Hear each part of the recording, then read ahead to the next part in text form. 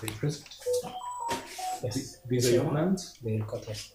They are in the Do you understand Kiswahili and English? Yes. Usually the matter appear alongside Mr. Kamau. Yes.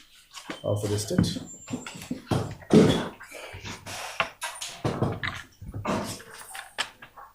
Any representation in the miscellaneous file? In the miscellaneous file, my name is Dan Sidimari, together with Mr. Clifford Better. I am present, Your Honor. Thank you. Mr. Moy, you can proceed. Your Honor, the respondent Your Honor has since been charged. Yeah, since you have since filed the charges. Yes, Your Honor. Yes. You have since Your Honor filed the charge sheet. Your Honor, court file number P106 of 2025 on charges bordering, Your Honor, on trafficking in persons. Therefore, I pray the miscellaneous application file, Your Honor, be closed. For your further orders, Your Honor. Yes, Mr. Moy. Your Honor, before the file is closed, the respondent will want to bring to the attention of the court a proper misuse of the state powers in that file.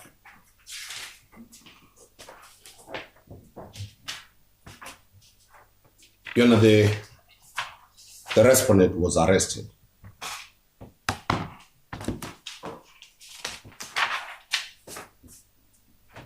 and kept incommunicado with his advocates.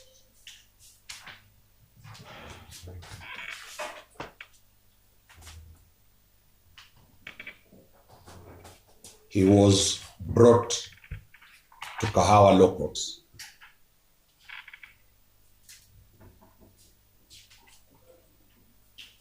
after the defense was misled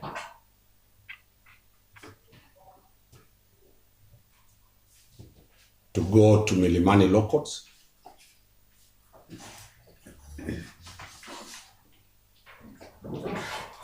Then later, we were told he'll be arraigned either in Kibera or in JKIA Law Courts. Mr. Cliff Better rushed to Kibera. I rushed to JKI only to learn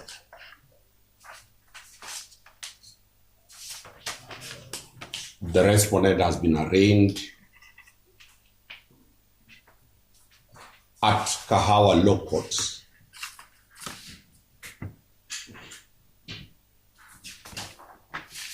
which courts were not sitting, and the matter was dealt with by Kiambu Law Courts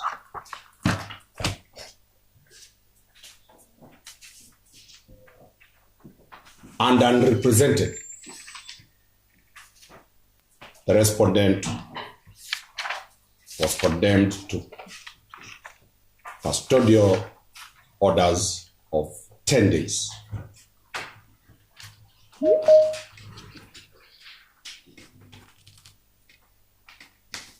We managed to be here some 30 minutes after the court had pronounced itself.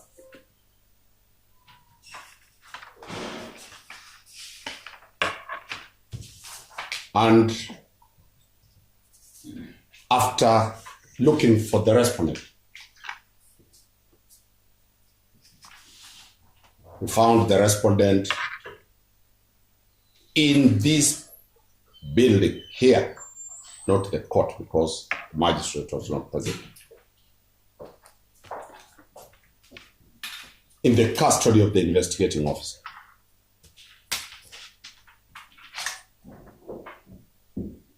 I personally introduced myself to the investigating officer that this is my client.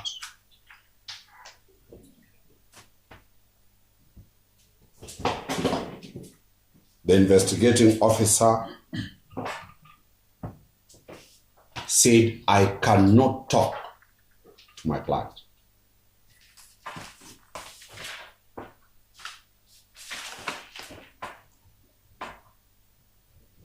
He took the respondent out of this court without the defense having a right to talk to our client.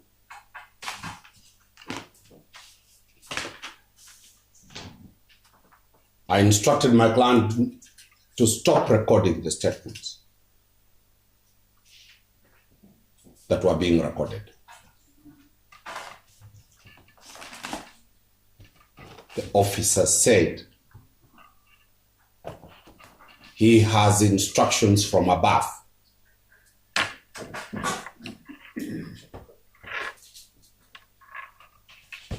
No advocate will access the respondent.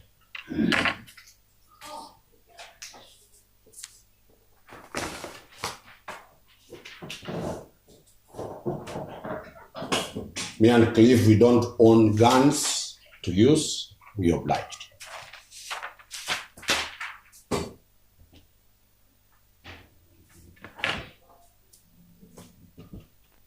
We went to Muthaiga police station and took instructions.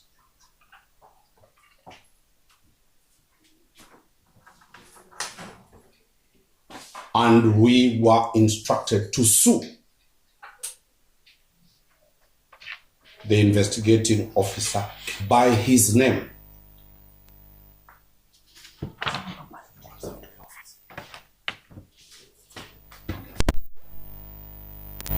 One, Sergeant Bramwell Saima, in petition number E 624 2025.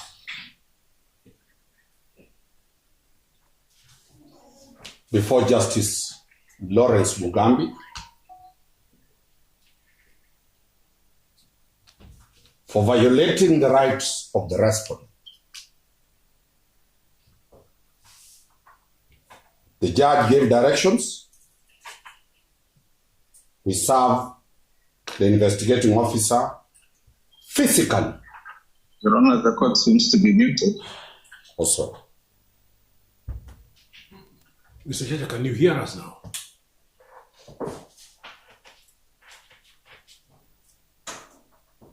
Mr. Judge, can you hear us? I can hear the court on my side. Please let Mr. Judge know that the problem lies with him.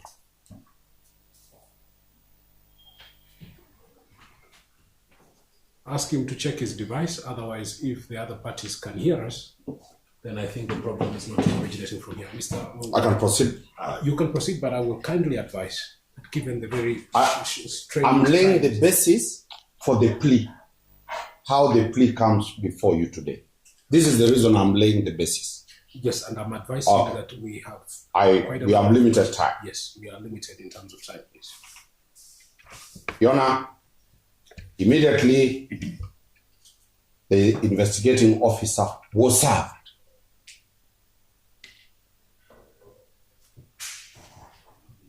The directions of the judge. We also filed a review application at the High Court, Kiambu.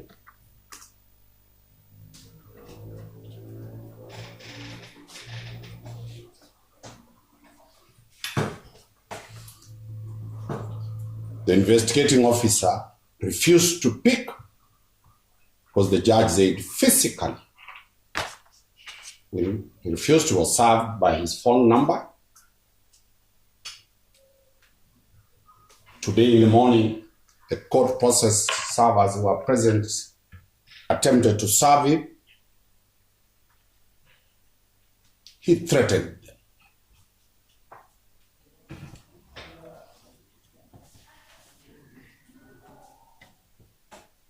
On the miscellaneous application, we have no objection of it being closed.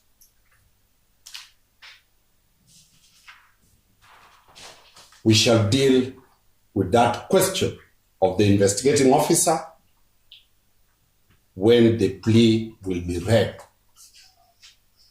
to the respondent, unless Mr. Cliff has anything to add. That is all. We were only getting the court to appreciate the context of how this young man is in this court. Mr. Mbesa? No, nothing to add, Your Honor. Probably that we just get the certified copies of these proceedings so that once the file is closed, we can just come and pick them.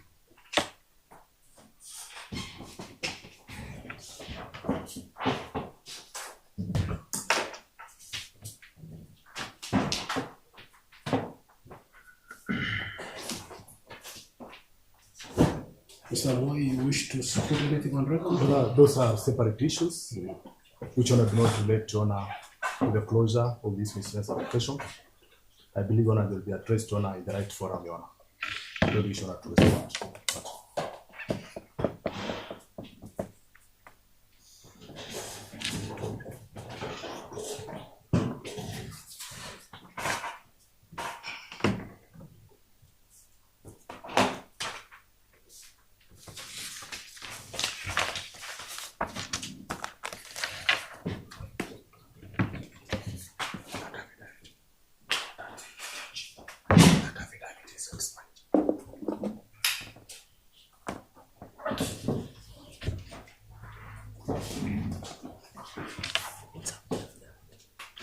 That is the reason I was doing this. The same man cannot share after he also cannot affidavit be rejected. If you have speak,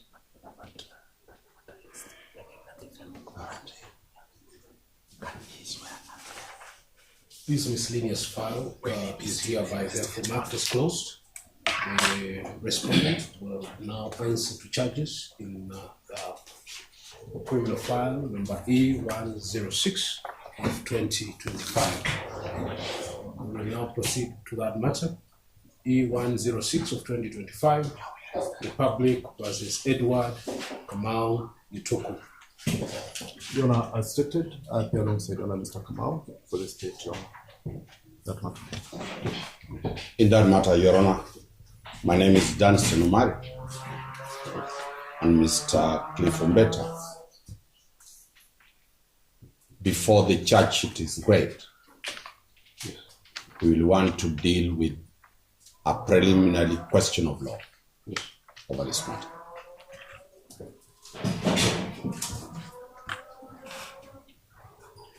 Mr. Umari, you can raise the issue. Thank you. Your Honor, we have been served with a charge sheet and an affidavit proposed on. The affidavit to post bond is filed by an officer called number 62614, Sergeant Bramwell Simon.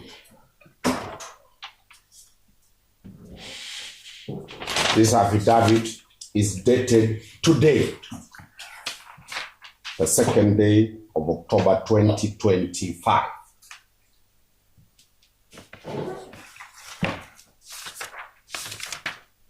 There is an extract of an OB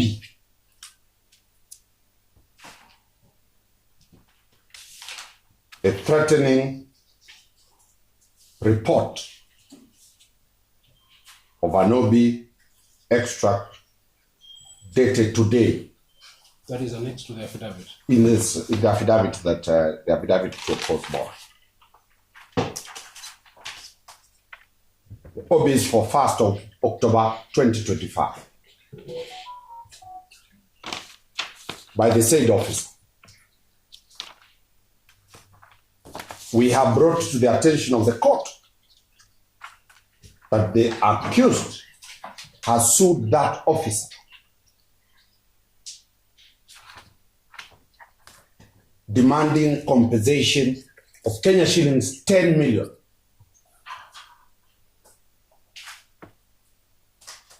He has been sued in his personal capacity, not the DCI.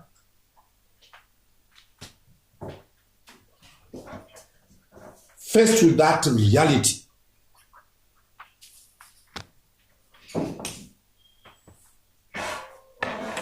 the affidavit sworn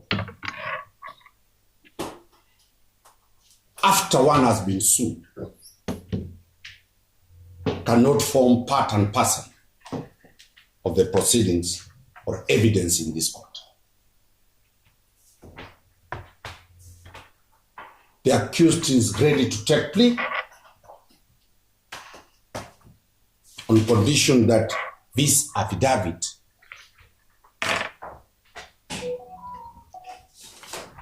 are malicious,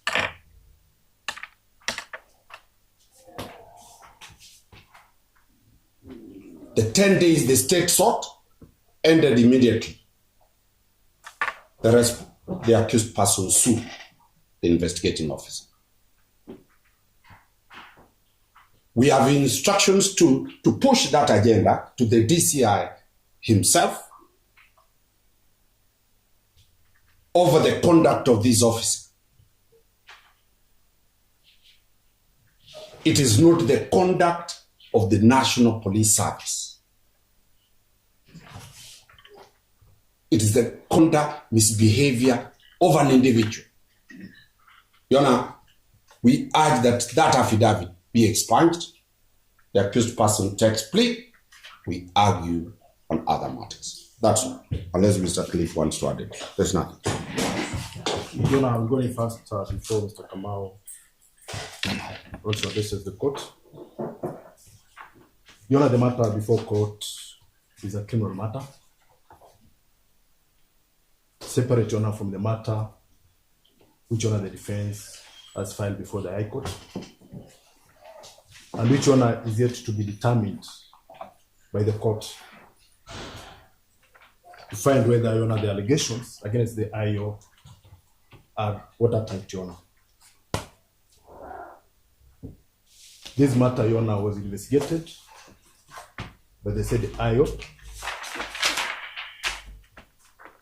and, Your Honor, the court had granted, Your Honor, 10 days custodial orders, which were to lapse next week, Your Honor.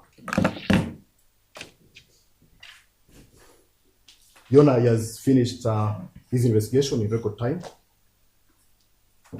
and presented the accused before this court as per Article 50 of the Constitution.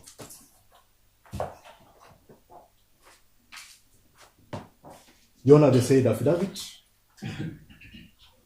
has been filed according, Your Honor, to the laws of this country. And therefore, Your Honor, expunging the same will be unfair to the public interest of the state. The issues, Your Honor, as raised by the defense will have the right forum before the High Court. We insist, Your Honor, that, Your Honor, plea be taken, and, Your Honor, we converse on the issue of bond, bond application, Your Honor. That will be all, Your Honor.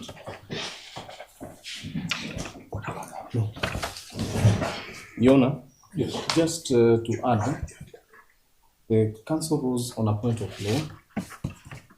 There is a preliminary objection, Yes. but there is absolutely no law that was quoted before you to guide you to make a decision to expunge that affidavit.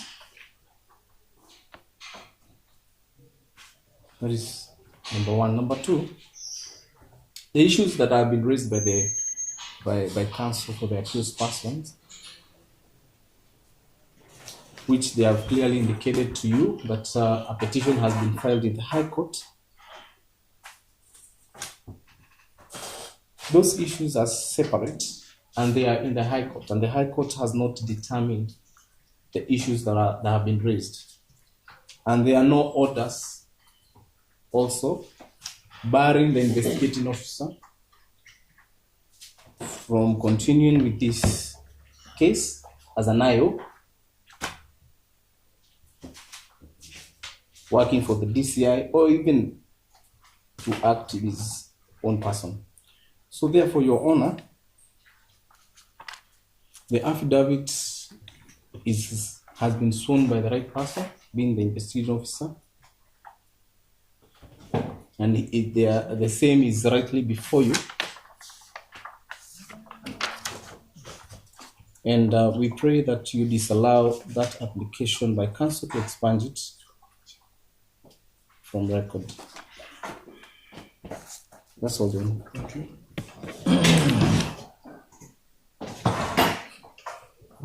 Let me just, before Mr. Omari gives a further rejoinder, let me just indicate a few things. The prosecution agrees that this affidavit has been filed. And they're saying the affidavit has been filed according to the laws of this country.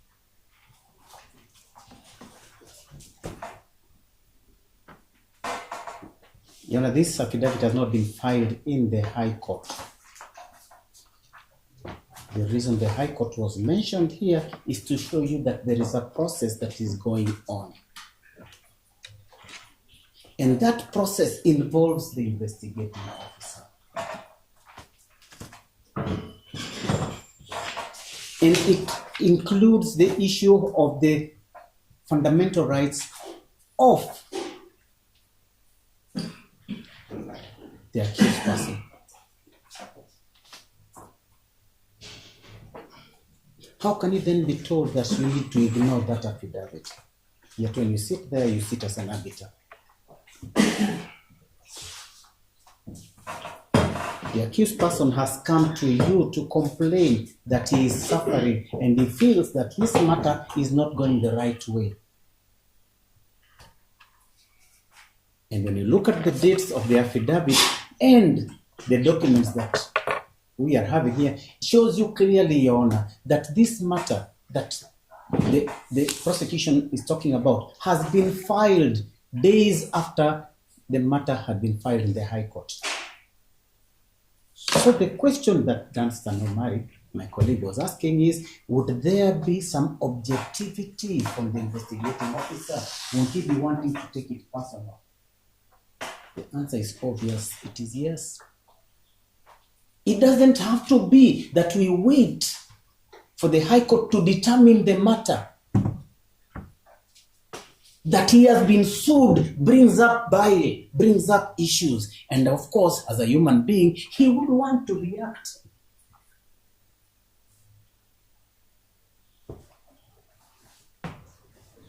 But you're being told, in the interest of justice, admit the affidavit. But again, Your Honor, in the interest of justice, do not allow it, because that is what the complaint is. Does justice only serve the state and not the accused person? Can that be said to be true? No, Your Honor. You're being told that these are separate issues, but this is a chain reaction of what has been going on ever since we were taken for a wild goose chase. If we are complaining about the same officer, and that is what also the accused person is complaining about, Your Honor, doesn't this raise some issue? Doesn't it raise some kind of sentiments about it? Didn't this officer think that perhaps if they had another officer who is in that DCI office could have done another affidavit by himself, somebody separate? But you're being told because he's the investigating officer, please allow it. But Your Honor, that is what the complaint is about.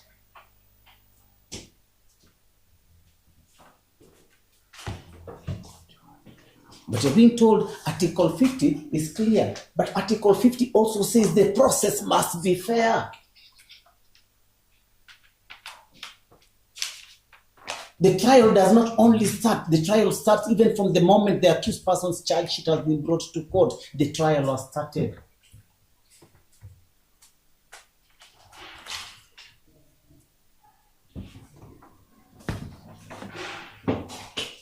So, Your Honor, we are saying that this affidavit, throw it out, let the plea be read, let them now tell us on some, they are opposing the application of bail, maybe on the same grounds, but then not the affidavit that has been sworn by this officer in court. That is what fairness is all about, Your Honor. In two statements, Your Honor, to close, justice ought to be seen to be done. And the confidence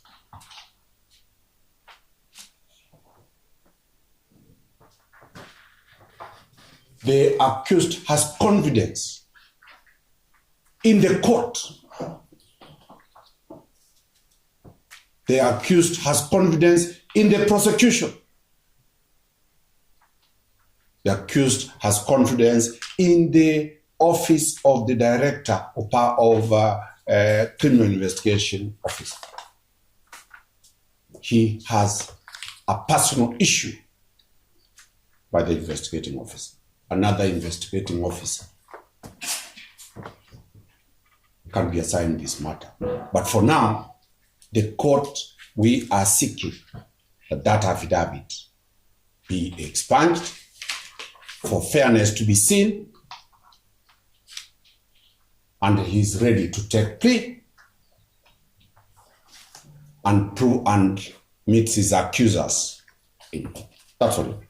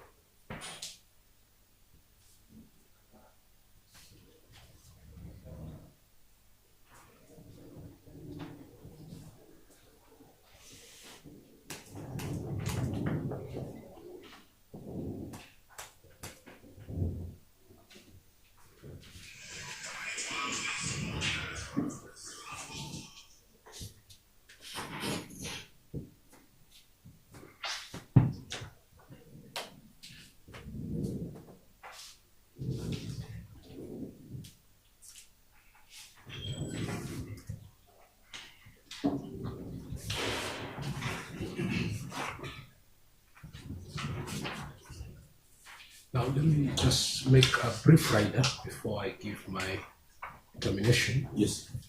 We have dealt with the issue of whether the affidavit should be permitted on record or not. Yes. That therefore means that we, depending on the outcome of that argument, we still are going to deal with the affidavit. Yes. And therefore you realize that we will be dealing with these issues twice. And therefore, as I give my ruling, I'm also asking the parties maybe to try and, because if the affidavit had been introduced, the same arguments that have been made could have been made to dismiss the affidavit altogether, and other arguments with regards to the specific issues that are raised in the affidavit. With that being said, let me just render myself on the issue that is before the court. There is a preliminary objection that has been raised where the defense counsel would want to have the affidavit sworn by Sergeant Bramwell Saima, the investigating officer in this matter, expunged. The contention of the defense is that the said officer has engaged in acts and actions that have shown that he lacks impartiality and objectivity. It is their contention that further, owing to a petition that has been filed by the defense before the High Court that is pending with regards to the said investigating officer on a personal, in a personal position, the conduct of the officer being the issue in question in the same petition, it is only just and fair that the affidavit be expunged for justice not only to be done, but also to be seen to be done. This court takes judicial notice that pleadings before courts of law contain averments, and the averments are subject to testing by way of evidence, and the averments can either be established to be factual or found to be baseless upon evidence being presented on the said averments. Averments, therefore, are subject to the process of the court. Before the court, they can be relied upon as being factually sound. What is pending before the High Court as against the investigating officer is a petition which contains averments which are yet to be tested by law, and that this court therefore declines the invitation to take the said averments and treat them as being factually sound until that process is concluded and that court finds one way or the other with regard to the said averments. The affidavit of the investigating officer, therefore, in opposition to bond, will be treated on its own merits in this matter. It is so ordered. Much obliged. Yes. And Your Honor, could we be allowed then to cross-examine the deponent? That is a fresh application, Mr. Amwai. There is an application to cross-examine the deponent of the affidavit. Much. Your Honor, we will not propose that application, but Your Honor, defense will indicate on a particular paragraph, and Your Honor restrain themselves on to this affidavit. We don't want Your Honor to go to the core principle Your Honor, of our case. So, Mr. Come again, Let him Can I clarify? Yes. I understand him to be saying. The contention is this, that the affidavit as a whole contains a lot of information. Some of it is just basic information with regard to the name of the officer that has sworn it and such issues. So the prosecution would want to know specifically which paragraphs do you wish to cross-examine the deponent on, so that they know what issues form the subject of cross-examination. So that is the issue. To be specific on the limits of cross-examination. Yes. Yes. Your Honor, probably then, in as much as they want us to disclose, Yes. we'd want to know what is first of all going on record. If they want to rely on the whole affidavit, then it is sworn in its whole entirety. So apart from the name of the officer and us knowing that he works in the NDCI, everything else is subject to Yes. apart from the swearing part at the end of it, and when it was sworn and the dates, everything else is material. So that we can, depending on what they are going to say and how they say it, that raises a reaction from us. And will that be able to know also, apart from the paragraph that we shall be mentioning, anything else might come up? Now, yes, I can, Mr. Omari, you want to say something before? Yes, actually paragraph 5. Yes. We'll be more concerned with paragraph 5. Yes.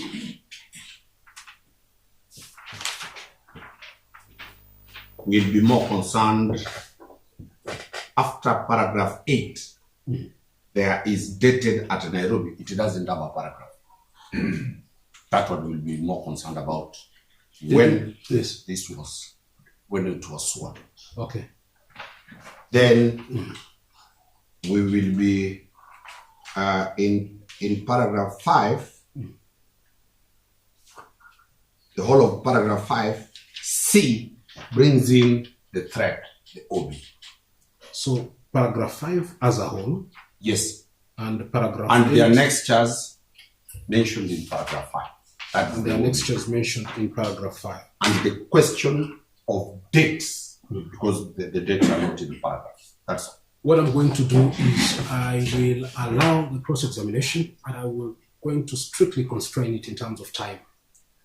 We will not have unlimited time to cross-examine. I will allow, because I believe the prosecution have nothing to say, because they have the affidavit on record. Yes. And they will only maybe re-examine to clarify a few issues. So to the prosecution, I will allow 10 minutes for that process of examination. To the defense, I will allow 20 minutes for the process of cross-examination. In total, we have 30 minutes for that process to play out. Much of that. Yes. Could he be allowed to sit? Yes. You know, just a clarity. Does our 10 minutes? You have 10 minutes. Does our 10 minutes include arguments of the our application and the arguments? This is for cross-examination. Cross-examination of This is for cross-examination. That's okay. And then after that, we will go on to the application. No problem. Into submissions. So we have 30 minutes for that process to be done. Councils, you realize that we are working within a very strange. That is even more, you're being more generous. Yes. You're being more generous. Thank you. Good. We can go ahead right away. Do we have the officer? He takes, You want to prepare him? he takes me first. Yeah, he needs to take leave first. And we need to prepare him. Also, we need to dispense with other matters because they are just mentioned so that we leave the other court officers, court users. Okay. Yes, ma'am. Which particular matters? Which are ready? Your Honor, yes. There is a matter you set aside. For hearing, correct? And I've discussed with Mr. Kumar. Yes. The matter may not take off. For what reason? Officer, they informed me that of their transfer.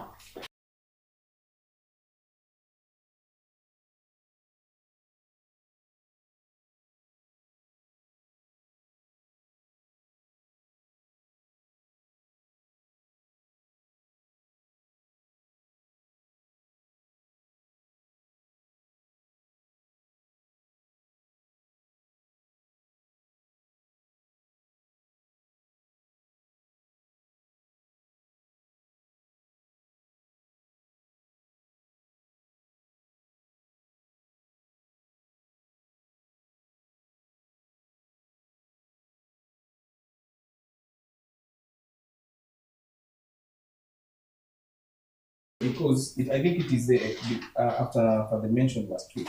Yes. Because during the mention, Yes. Mr. Kuria was present and Mr. Amwai was holding a brief. Yes. So he said that this is mentioned for schedule of witnesses. Yes. Schedule of witnesses, Mr. Kamau will share schedule of witnesses by close of by way of course court request progression email to in the course of the week. Okay. And so the matter was confirmed for hearing. You are to share by request progression. Yes, Your Honor. I was to share, but when I communicated to the IO, I didn't get any response concerning the witness schedule. However, the matter had been confirmed for hearing. Good, Mr. Kuria, which is your position? Yeah, I realize that you've explained to me his predicament. I agree we can take it out. Now, my only challenge is we have another date for the 7th. 7th of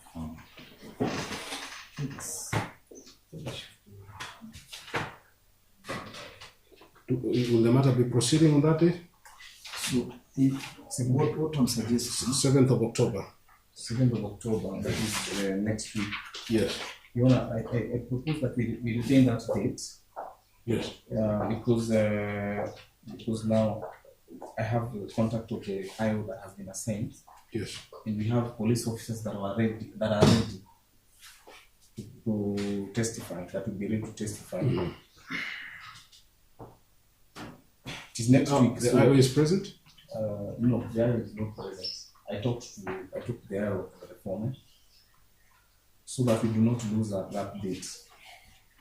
I request that we retain it, and I will talk to Mr. Akuria concerning the witnesses that we will bring on the 7th. You will share the schedule by email by which date? This evening, by this evening or tomorrow morning. COB today. Yes, ma'am. Mr. Kuria, you will get the schedule of witnesses by close of business today. We will retain the hearing date, and the reason why I'm interrogating so much to try to understand what transpired is because we have set in place the system whereby we mention the matter a week in advance. Right. So that if there are any issues that will arise as impediments to the hearing, at least 7 days ago we should have captured those issues. So we should not come today to be told that the IO is on transfer. Those are issues that should have been dealt with at the mentioned date. We will confirm the hearing for the 7th of October. Share the case, the schedule of witnesses, Mr. Kamau. Let's come ready to proceed. Tarehe 7 mwezi huu kesi itaendelea nje kotini.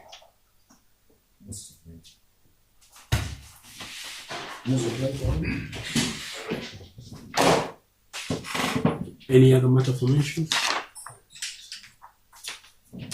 Yes, Counsel, you have your matter. What is your file number, please? Senior number 511. Miscellaneous number 511 of 2025, Wycliffe Nyariega and Nehemiah Washira. Who is Wycliffe? You stand on that side. And Nehemiah, you stand right there. So, Mr. Mwai, Mr. Kamau, this is a miscellaneous application. This is number 511 of 2025. Miscellaneous application number 511 of 2025.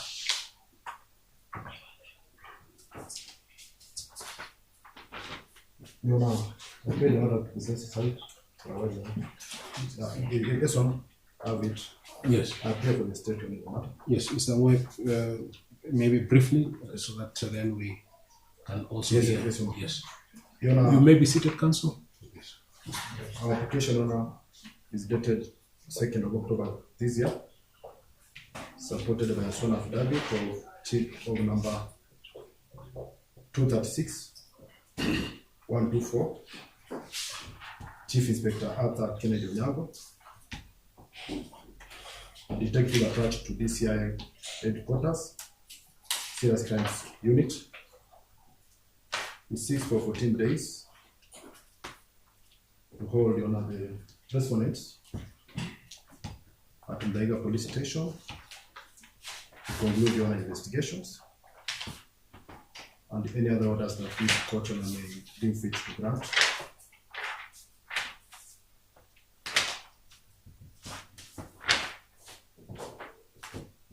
Your Honor, they are considered a flight risk because you don't have any fixed abode that has been established. And also they need time to peruse and analyze the bulk nature of the statements, of transaction statements that are expected from the accounts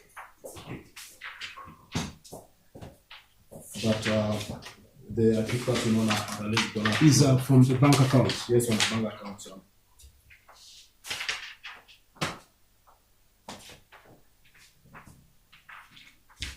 From bank account owner, to establish any criminality. And also, Your Honor, they need time to conduct an ID parade, 12 victims who are drawn countright, to record their statements, and Your Honor, to identify the respondents.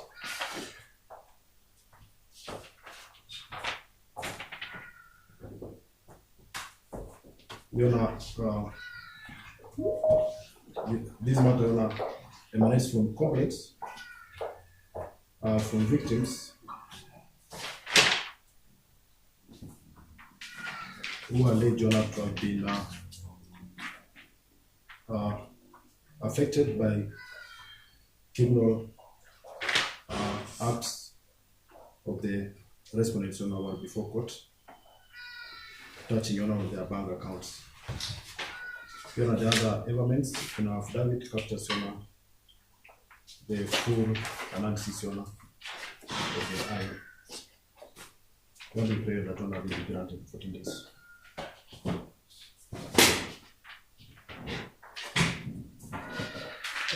Counsel, Your Honor, will train us with. you kindly introduce yourself. My name is Muremi. Muremi. Yes. I wish to come on record for both accused persons. Yes. Yes, Mr. Muremi, please continue. Your Honor, will train us to oppose the application that has been put forward for Yes. this court, owing to the fact that it lacks merit. Your Honor, the police power of investigation should not infringe on fundamental rights, thereby necessitating a balance between the power of prosecution and individual liberties. Your Honor, the accused persons were arrested yesterday. They have been to Odaiga police station. They were taken to DCI headquarters for further interrogation. Your Honor, they spent the night at Odaiga police station. And this morning, they were again taken to DCI headquarters, Mazingira House. Purpose not known to us.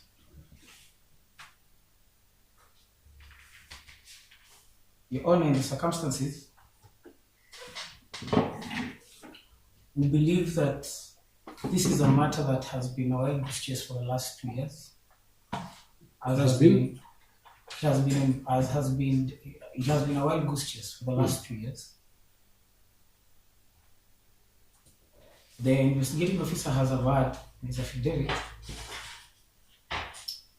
that they have been conducting investigations on the company that houses the accused persons since 2023. Your Honor, further to that, there was an IPOA complaint that was made on the 15th of May 2025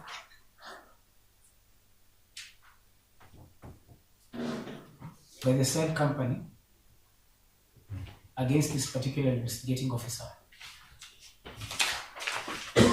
over, among others, harassment,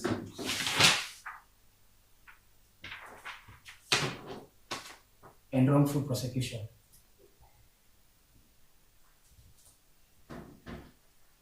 Your Honor, I believe that in the interest of time and justice,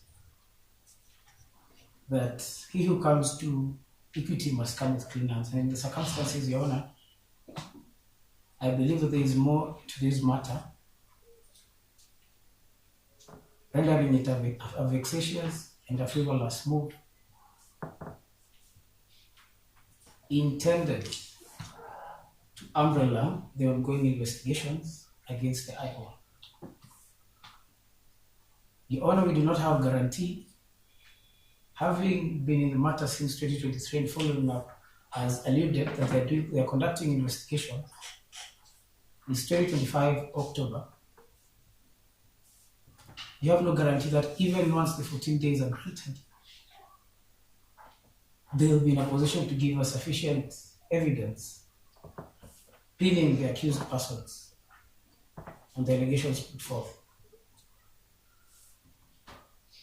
Your Honor, contrary to arguments that have been made, my clients are not flight risks, and there has been no sufficient explanation granted as to how the accused persons will interfere with the said prospective witnesses.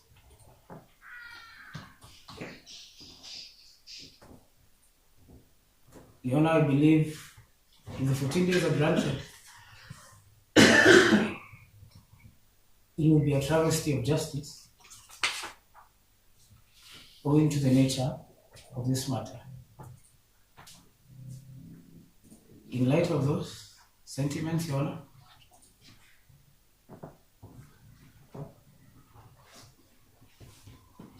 I pray that the accused persons proceed to take plea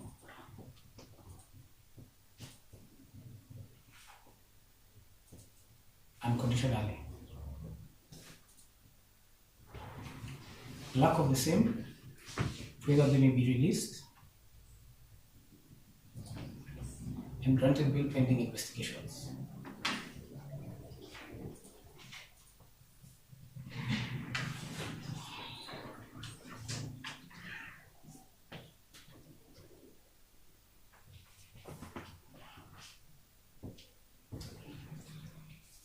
Mr. Moy, any rejoinder? No rejoinder.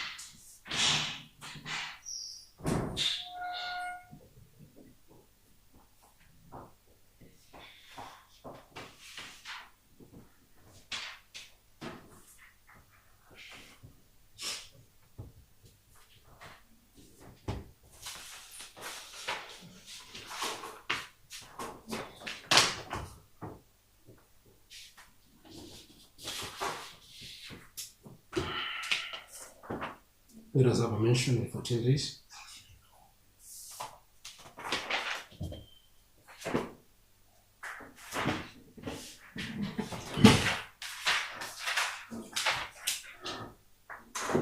The 15th of October?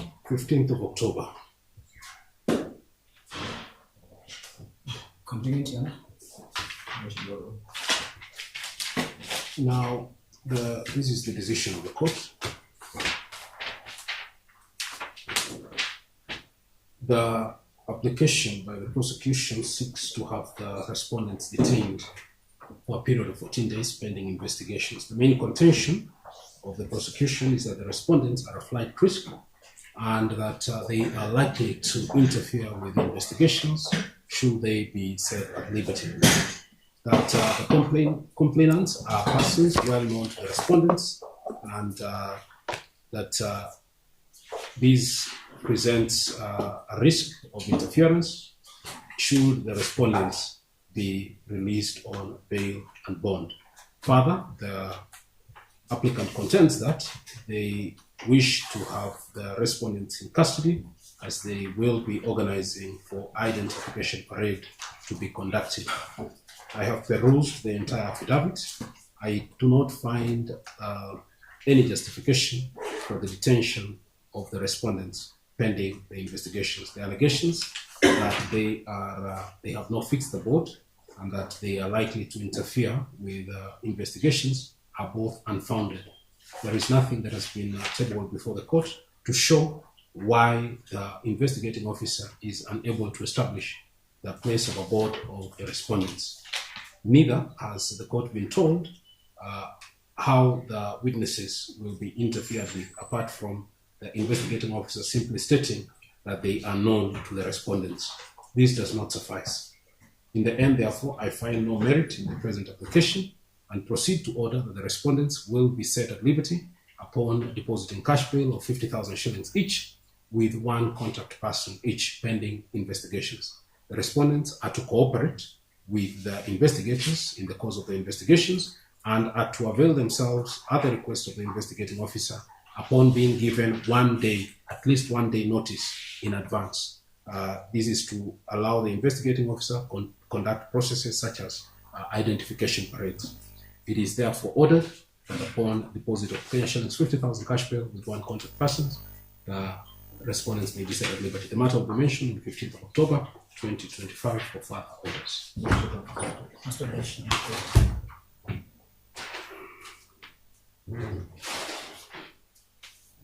We have any other matter that was placed aside? We can. Your Honor, with your kind permission. Yes, please. Yes, someone on the platform was addressing the court. Please go ahead. Yes. Your Honor, good afternoon. Yes, good afternoon to you. Yes, with your kind permission, this is Ngige. I was admitted late. I did not know whether E068 of 2025 has been mentioned. E068 of 2025. Yes. Yes, I believe you. It has been mentioned. There was a battery of colleagues who are acting in that matter. I believe any of them could brief you of what. Thank you. Thank you very much, Mr. Thank you.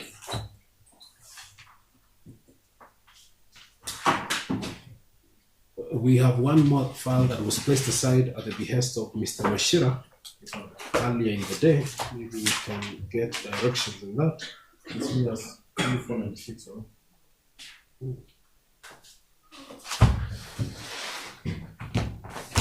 That is miscellaneous. E496. Mohammed Sirat. Yes. Yes, I continue holding brief for Mr. Pieri for the state.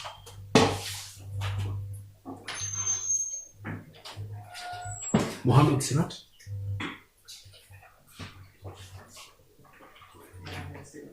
Mohammed Sirat. Mohammed Sirat. Mr. Chacha, are you on the platform? I saw you last time. Excuse me.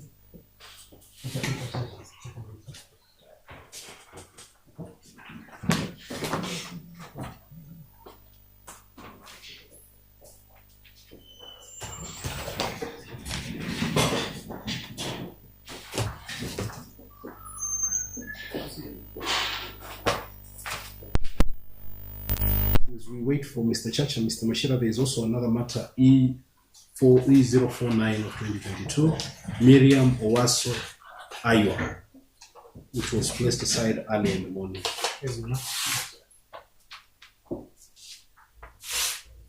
This is a code number 1 matter which was to be had today. We can have it mentioned before code number 1. We've noted that both the accused person and the counsel have not appeared.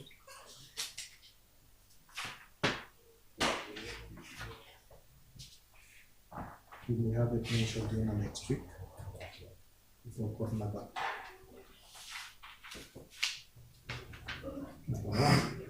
Perhaps the court may inform the accused persons to be present.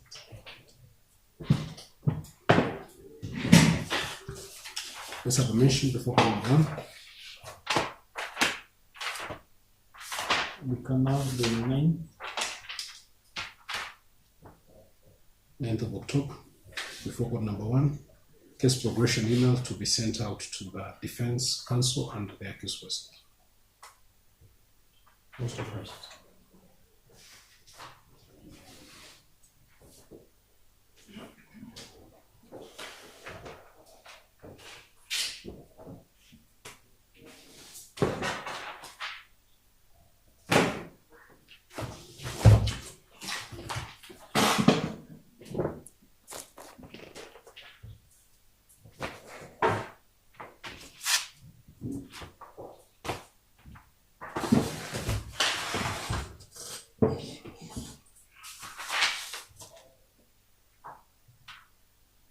Do we have Mr. Chacha?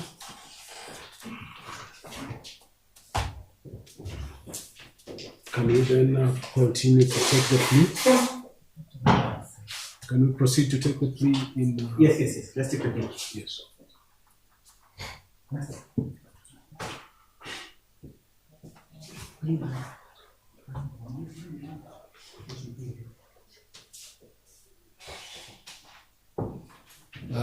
Edward Kamau Gituku.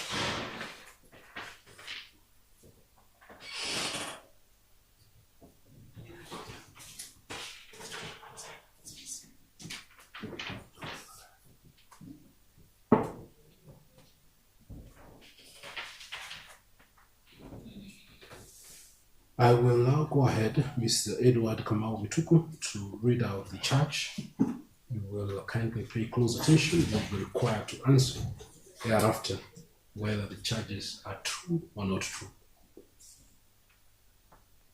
You have been charged with the offense of trafficking in persons, contrary to Section 3, subsection 1D, as read with Section 3, subsection 5 of the County Trafficking in Persons Act, number 8 of 2010.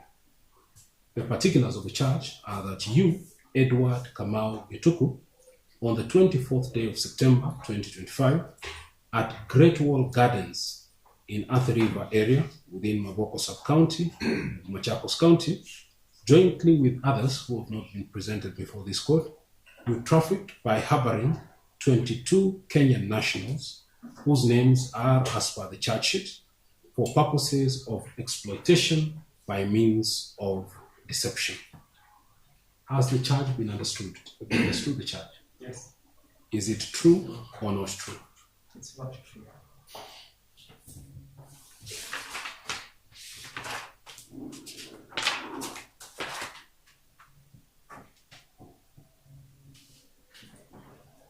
Plea of not guilty enters. Madam.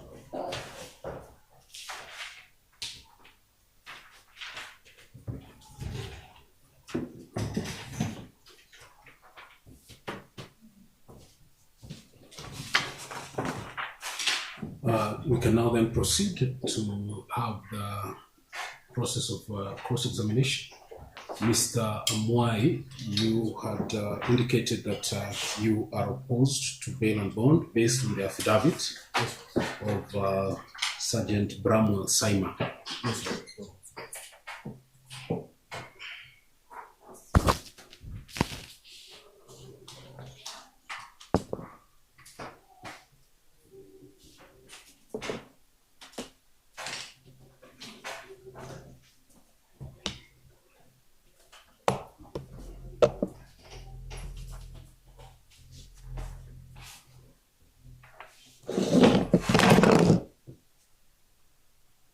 The IO, Yes, Your Honor. you're present. Yes, sir. Good. And we will request that, yes, please come here. So that they've moved the cameras out of the way for purposes of cross-examination.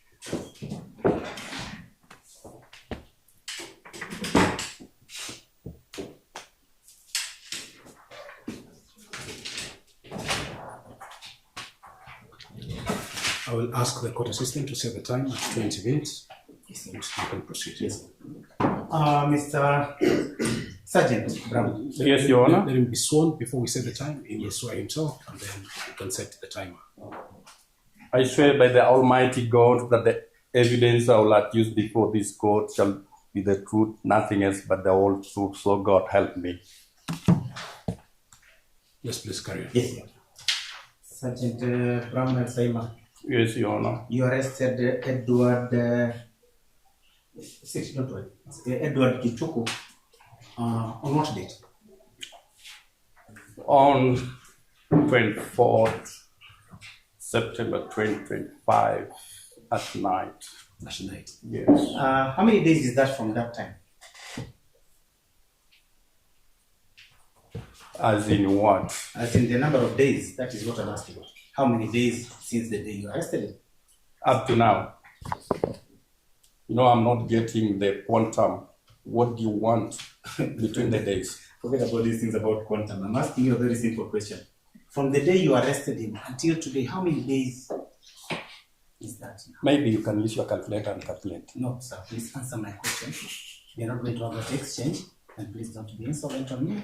I'm asking a very simple question about something in the clock. So please answer the question because I'll ask you again. How many days has it been? It is simple. I go to my calendar and count for you. If that is what I'm saying, let me go to the calendar, please.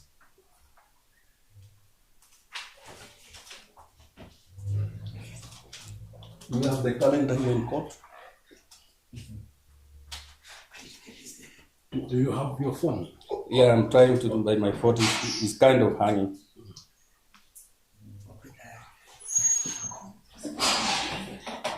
Mr. Mbeka, you are aware that your time is running? Yes, yes. Is it 7 days? Can you say approximately 7 days?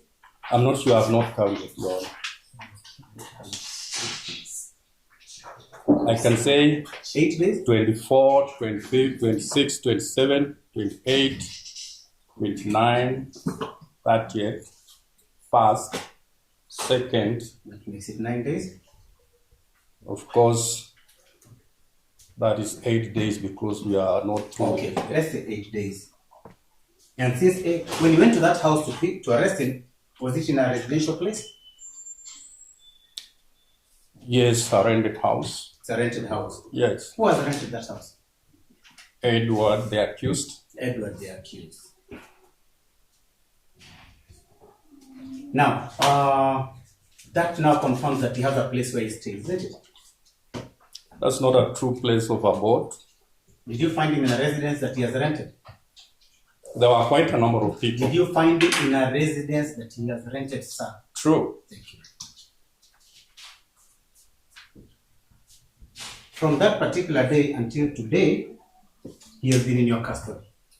That's true. And from that day that... Not my custody, really, as you say. Please, sir. Let me be specific. Don't misquote me. Your Honor, you remember we came here and... No, sir. Yes, This story is what he has been in whose custody?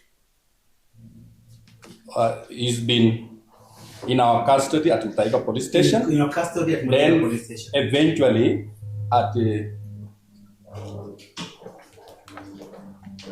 Eventually now in court, yes. Okay. And you agree that you have also taken his phone? That's true. Yes. Has that phone ever been given back to him? No, Your Honor. You know, Your Honor.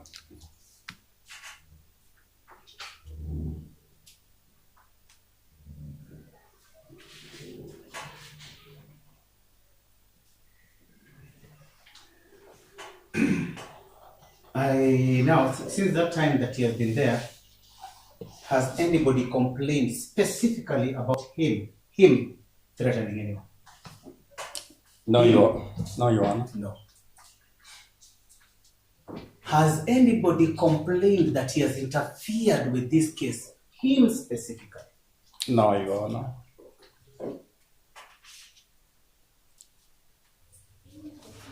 I'm not getting your question. To me, but there is a complaint. There is an OB. I am talking about him, somebody reporting that Edward Gituku has threatened him. Not him in particular. Thank you very much. Yes.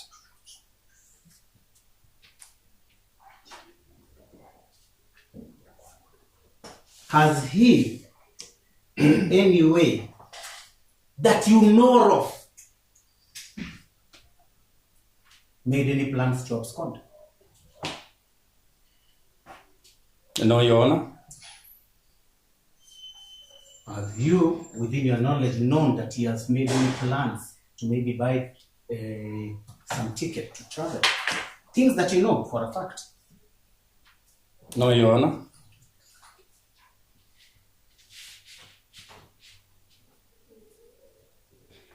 Now that you are saying you went and found him in a place at night, and that is a place that he has rented, I'm trying to look at this document and see whether you have attached any other document that shows you made any other attempt to find out that whether he has any other residence.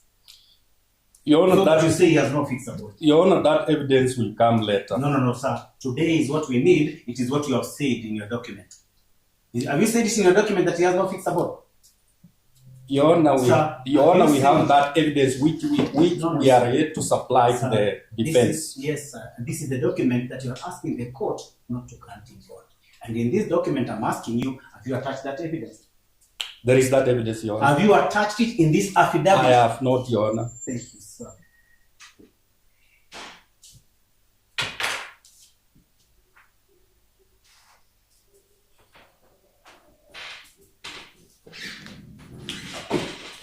You say that if he is found guilty in this case, he'll be jailed for 30 years or a fine of 30 million, isn't it?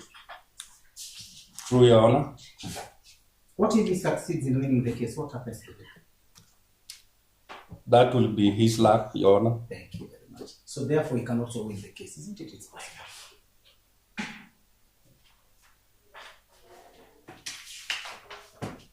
I want you just now to look at the attachment that you brought in, the OB dated tarehe moja, 1st 10th of October. Precisely. Yes. While you are saying that in the affidavit that it is his accomplice, I want you to look and say in this report, the person who reported this matter is called who? I will not disclose that, Your Honor. Thank you very much. And the court would want to know whether that person is also a victim, isn't it? Your Honor, as you can see, it is about the threats. Therefore, the name has been veiled. Thank you very much. This is the affidavit that you gave the accused person, isn't it? The name is hidden, isn't it? True. Yet you want to accuse him of it, and he doesn't know how to defend himself about it, isn't it? Okay. The person who complains says, and I'm going to read that, he was threatened by one person from his contact, isn't it? That's true. From the person who's complaining, his contact, isn't it? Precisely true. Thank you very much. Do you see the name of Edward there? No. No. Do you see Edward's phone number there? That is the one that was used to contact him? No, Your Honor. No. Thank you. Read the OB number to the court. Have that, I'll be asking you when you read the OB number to the court. The OB number, according to this photocopy, Your Honor, has not clearly been marked, but I can read from my phone where... No, the document you have given us, there is no OB number.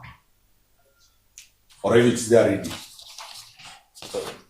True, Your Honor, it's not indicated. Let's proceed. The date, when was that report made? Date from that document. It is not clearly indicated It's here, not clearly but I can prove it. No. This is the document the court has. The question, please. The question. I asked him to indicate the date that OB was made, the threat. We are on only this document. Your Honor, we object somebody using supplementary materials. Your Honor, the OB is in our affidavit, the one you are using to question me, Your Honor. Is it in the? It is not in the extract, but it is in the affidavit that we have supplied you with. That's why you are being. If I may read the OB, Your Honor. That is why you are going to be sued heavily. Personally. Listen to the questions. I've listened carefully, Your Honor. Okay. Open the abstract of the abstract. I'm questioning you on OB abstract. Have it? Yes. Number 3. Is there a time stamp when that OB was written?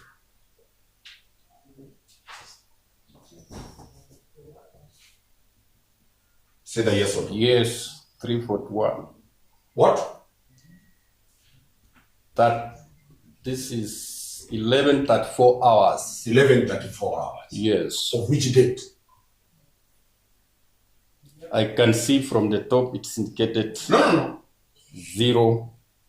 Your Honor, kindly may you be given a copy of that extract. Is it the or same you have document? it today? Yes. Okay. It is indicated which date? The date is rightly written here. 01 October 2025. It is dash, that is on 1st of October. Yes. That is when the report was made. Yes. Today is which day? Of course, that, Your Honor. Tell the court. 3rd. Today is 3rd October. Are you one day ahead? Are you behind or are you ahead? I don't know what is Does the court need to? Oh, second, sorry. I'm telling you, you'll be sued heavy. No.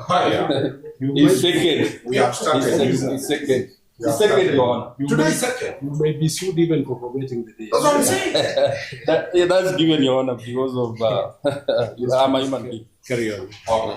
Today is 2nd. Yes. Look at the supporting affidavit that the affidavit proposed by. Yes. It is dated when?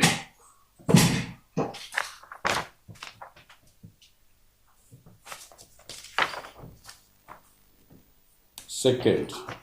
It is said dated 2nd. Yes. Of which month? October. Dates are complete. October 2025. Thank you. Look, confirm which day you came to this court for miscellaneous application.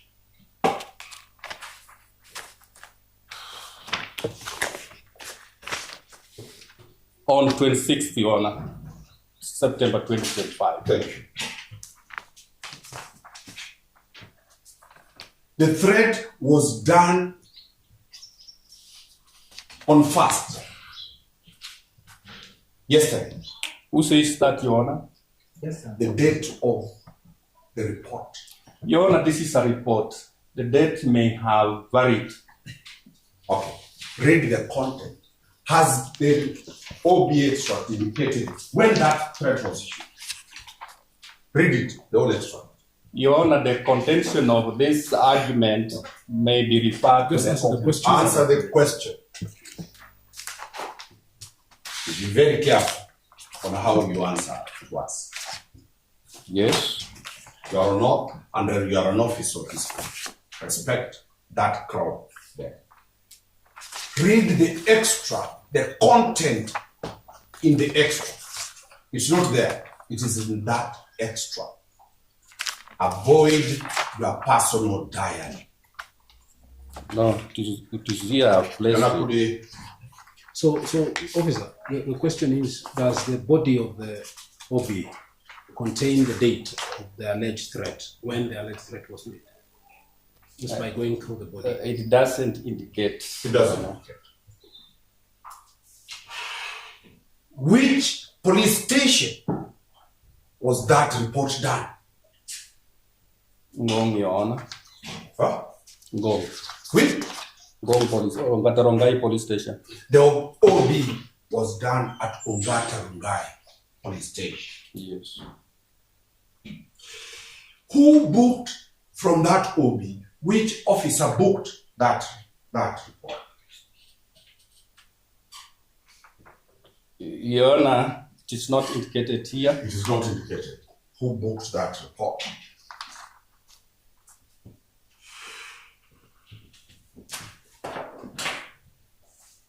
Among the grounds you have raised for him to be denied bail is that he has no fixed abode. True, Your Honor. Look, where did you get the accused person? At Great Wall Gardens. Confirm that you are a police officer. That's true, Your Honor. Confirm not all police officers have houses issued or given to them by the National Police Service Commission. I don't have an answer for that, Your Honor. You already have an answer to that. Yes, Your Honor. When will you have it? Maybe you know it yourself.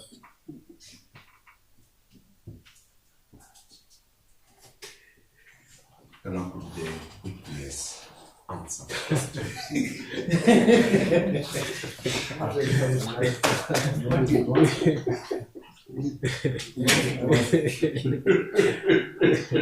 Mr. Omari, there is an answer that has been given.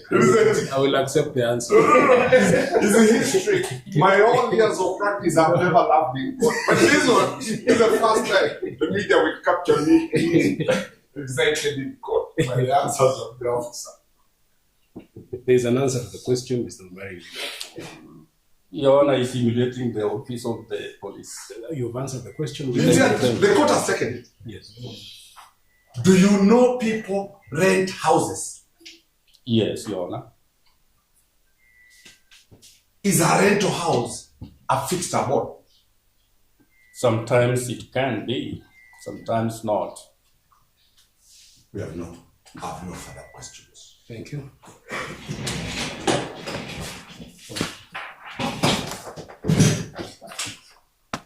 So, Mr. Brown. Yes, Your Honor. This, you have been asked a question regarding the police report or where you arrested the accused person. Yes. Who rents that particular house? Edward rented that particular house. And how did you confirm that he rented that particular house? Your Honor, I've recorded statements from a witness who is the owner of who is the tenant. Who is? The tenant. The tenant? The landlord, I mean, the landlord. Okay. I'm sorry, the landlord. And the proof of that particular lease, what is there any proof of that particular lease? There isn't, Your Honor. Is there?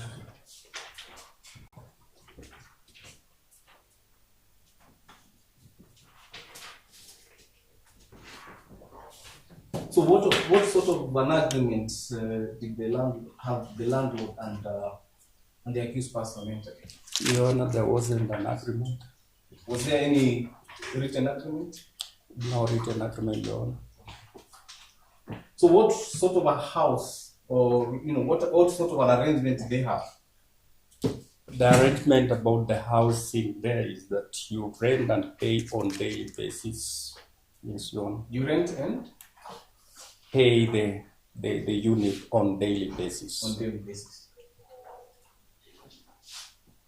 Did they indicate how much the tenant was paying on a daily basis? Paying an amount of 3,500 per day. And what does it mean if one does not pay on any particular day? Your Honor, that could be handled by the landlord. So is that sort of an arrangement? Would you say that that is a place of fixed abode for an individual? If that is the arrangement that they had with the landlord? Your Honor, I wouldn't really believe so.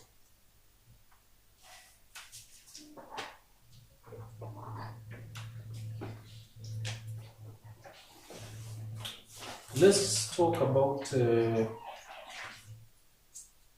issue of this report that was made. Yes, Your Honor. Who confirmed the police station? Ongatarongai, Your Honor. When was it made?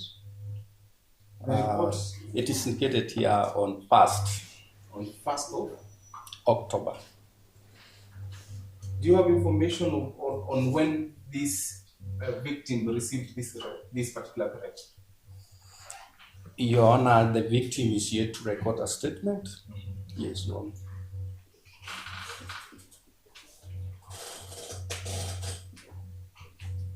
Let us talk about the individual that issued this threat. Who is the individual that issued the threat to the victim? Your Honor, the individual in this respect is a person of interest in this case. What is the name of this person? Festus Omwamba, Your Honor. So this is the person who issued the threat? Yes, Your Honor. How is he a person of interest in this particular case in relation to the accused person? Do not even try to point to the accused person now. Yes, please. The Honor, the kind of question he's asking is actually specific to it. Let's get to the basis of the objection. The Honor, he has indicated that he's a person of interest. Yes. He has not pointed towards the accused person. Yes. But the prosecutor now, because the answer is not coming the way he wants it, is now saying, how is he related towards the accused person? Now pointing so that this guy can actually now mention him. Yes. Can I just state this, Mr. Kamau? Yes, Your Honor. This is re-examination. The boundaries of re-examination are clear. No problem. You introduce material that was not brought out during cross-examination. Yes, that opens up a whole Pandora's box. Let's restrict ourselves. Yes, the question that was asked by counsel is whether the accused person has been mentioned. All right. So, in relation, whether he has been mentioned. So just answer specifically. Yes. How the issue that you're delving into came out during cross-examination, and how you therefore justify in introducing that information. We are now bringing a correlation between this report that was made and how it relates to the accused person, because we have raised it in the affidavit anyway. And how did that arise at cross-examination? It's okay, Your Honor. We shall argue it at submissions during the night. It's okay. Thank you, Your Honor.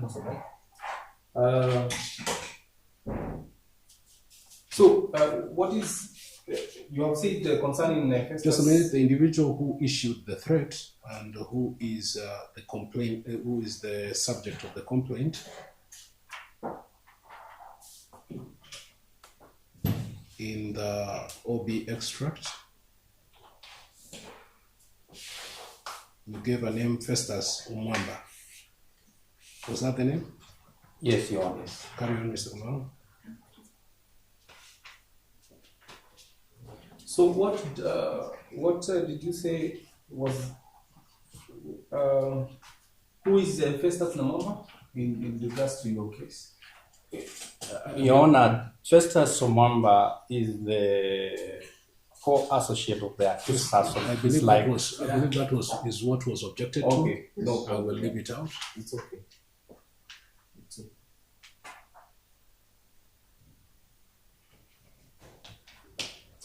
Do you know of any other place of residence of the accused person? No, Your Honor.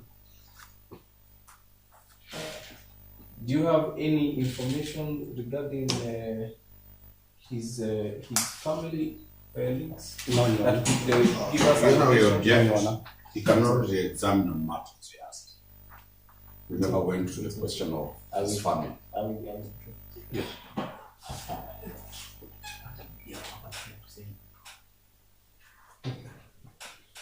All right, Your Honor. That's the thing with me. I don't know what Mr. Moy. I'll ask you a question. Yes. Obi.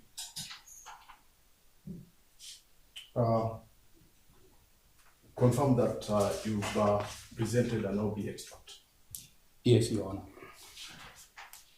Is it a complete occurrence book? Is it a complete occurrence book? It is not complete, Your Honor. It is just partly, Your Honor.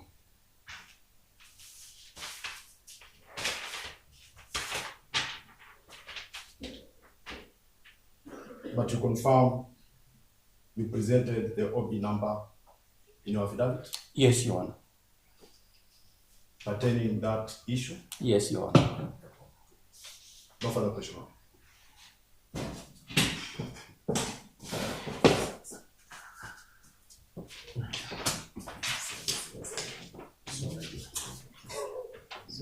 Now we can proceed to brief submissions on that issue.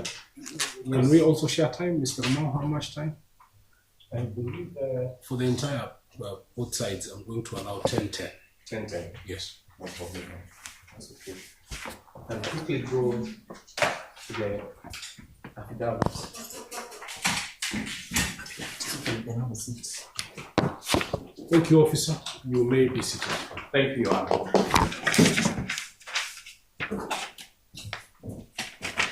Your Honor, you have just had the deponent of this affidavit, that is Sergeant Bramwell Saino. And his affidavit is dated the 2nd of October. The affidavit is in opposition of bond.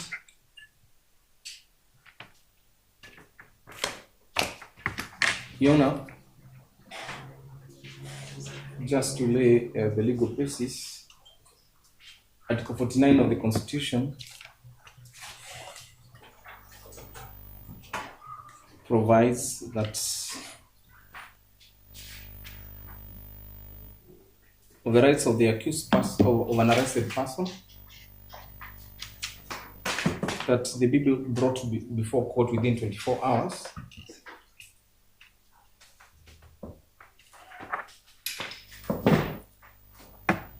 And in this case, the accused person was brought before this court.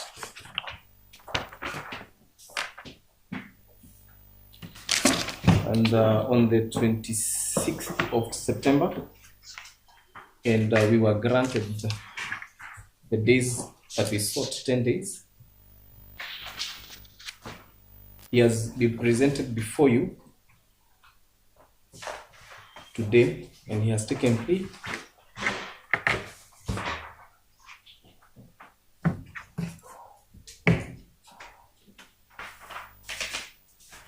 And the Constitution provides that the accused person is entitled to bond unless there are compelling reasons.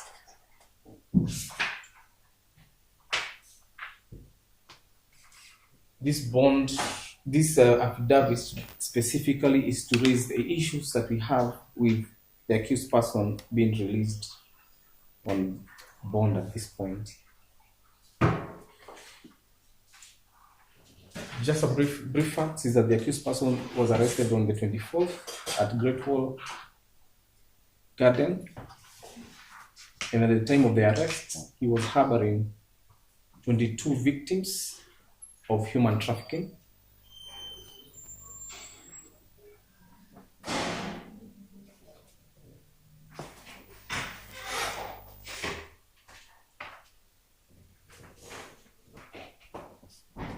And on to quickly going to the issues that we are raising before this court,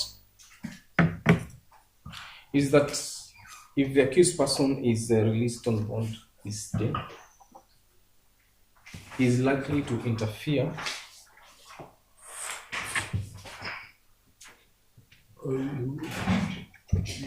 The time, Mr. Kamau, It's just confirming that it has been sent. Yes, it is running. Carry on.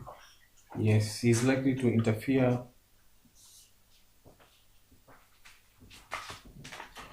with the process that is still ongoing, because investigations is a continuous process. Just to indicate to court, the victims, the 22 victims of human trafficking are still being processed. And we are still receiving returnees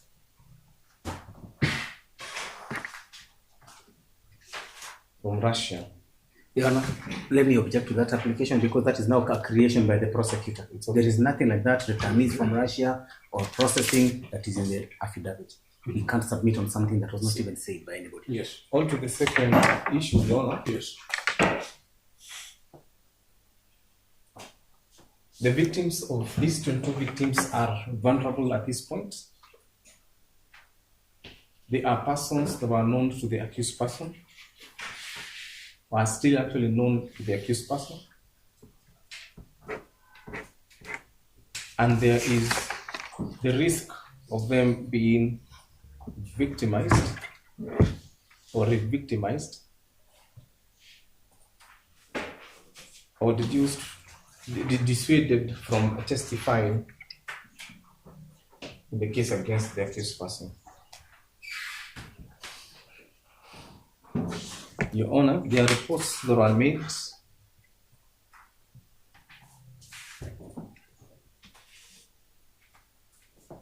by one of the victims at Rongai Police Station by the OB number 2037 of the 1st of October 2025. We have attached the OB extract to the affidavit that clearly indicates that there are threats. Where OB number? With OB number 37 of the 1st of October.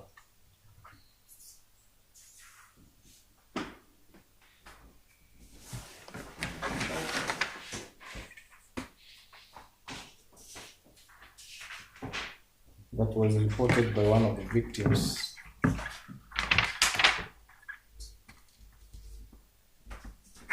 Which relates to one individual by the name Festus Omwamba,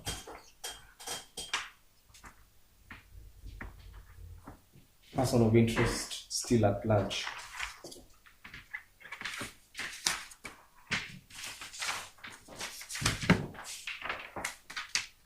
Where the accused person, from the extract that he was given, indicates that he was given 2 days to disappear or withdraw the case.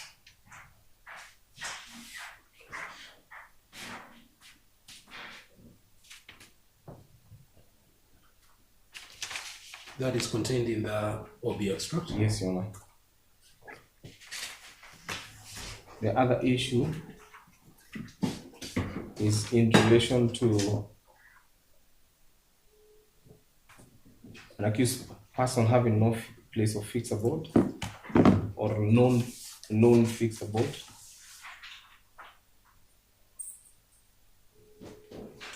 He was arrested at Great Wall, and the statement that the IO has given before you is clear with regards to the arrangements of that particular house. The arrangements between the accused person and the landlord of that particular house.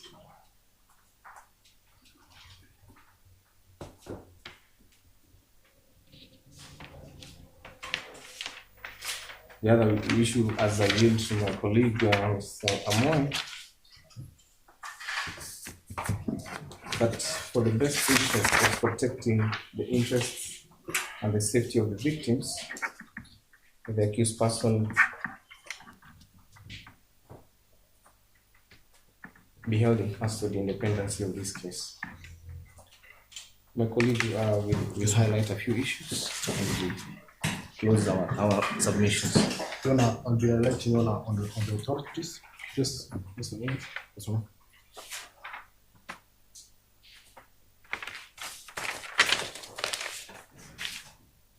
Mr. Moy, please. Yes, Your Honor. I fully assure Your Honor myself with the submission of my colleague, Mr. Kamau. Indeed, Your Honor, the affidavit as shown by the IO supports compelling reasons to deny bond and bail as provided for under Article 49, 1H of the Constitution. Your Honor, the same as outlined, all compelling reasons. And Your Honor, I wish Your Honor to refer the court to an authority. I'll quote you the citation: Director of Public Prosecutions versus Bajbar and two others. Your Honor, Criminal Revision E168 of 2023. Your Honor, I'll quickly, Your Honor, take the court to paragraph number 18. Check a Kenyan case. Yes, Your Honor. Your Honor, the full citation is Criminal Revision E168 of 2023, Kenya High Court. Your Honor, Kenya Electronic High Court Authority 21628, Kenya Law Reports. A decision, Your Honor, rendered by Dr. Kaveza.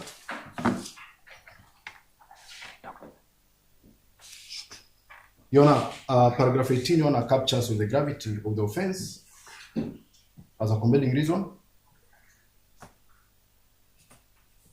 Your Honor, the judge referred to criminal application number 319 of 202,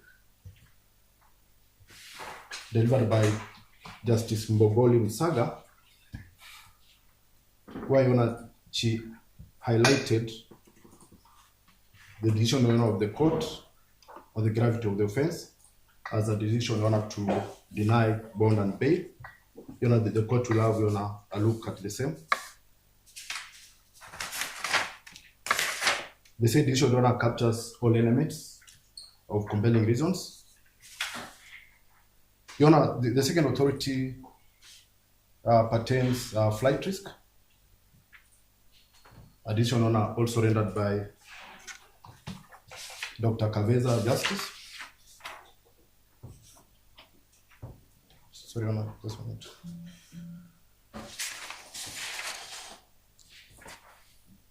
Your Honor, Kelvin Barasa Wanyama, alias James Kimani, versus Republic.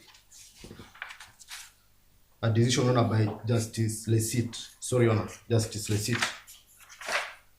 Kelvin Barasa Wanyama alias James Kimani. Yes, Your Honor. Kelvin Barasa Wanyama alias James Kimani versus Republic, Your Honor. I refer the court, Your Honor, to paragraph. The full citation. Your Honor, the full citation is a criminal case number 31 of 2020 in the High Court of Kenya, Nairobi. 31 of 2020. Your Honor, it was a ruling on bail and bond application, where in paragraph number 21, the judge, Your Honor, quoted a case of one R versus Dr. Maende and three others, 2012 Kenya Law Reports, Your Honor, whereby, Your Honor, she addressed Article 49(1)(h) of the Constitution on elements that constitutes compelling reason, Your Honor. Your Honor, the said paragraph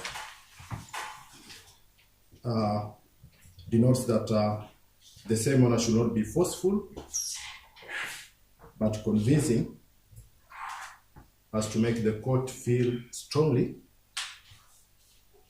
that the accused, Honor, should not be released on bond.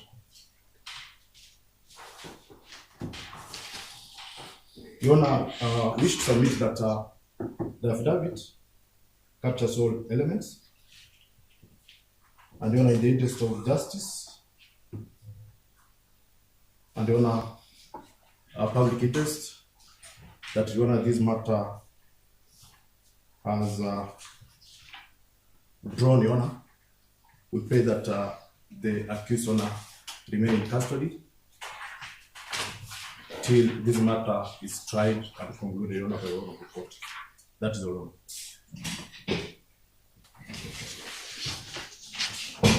Mr. Cliff will deal with the authorities as we proceed on the matter.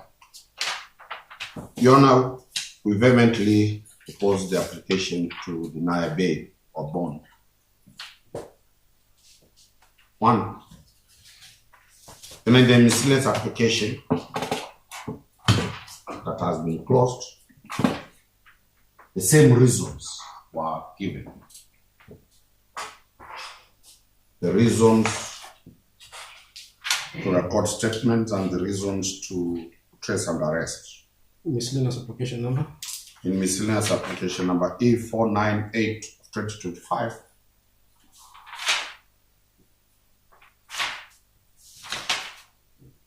in supporting affidavit paragraph 3, 4, which the court will have a chance to look at, and in the grounds, paragraph 4, 5, 11, and 13, the state sought to hold the accused person for 10 days to complete that. Yes. They have completed and they are charged the person.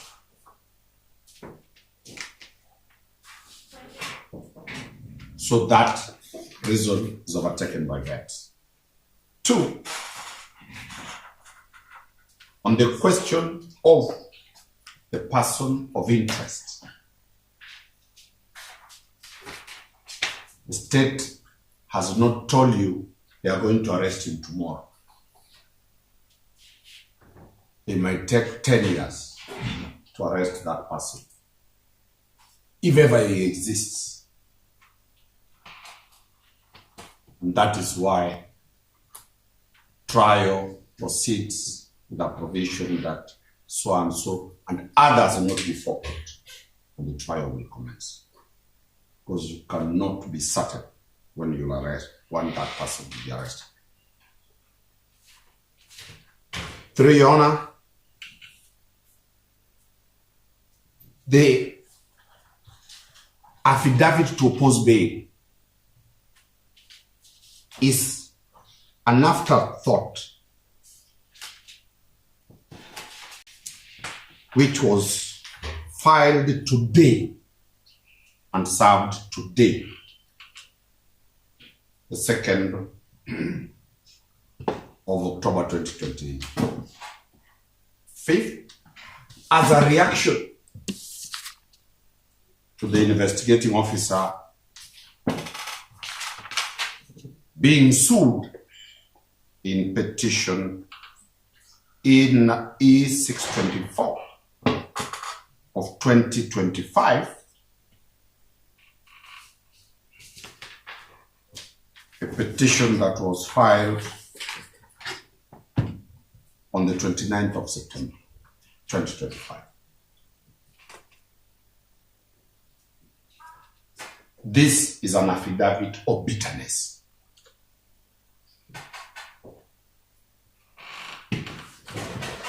And any averments brought there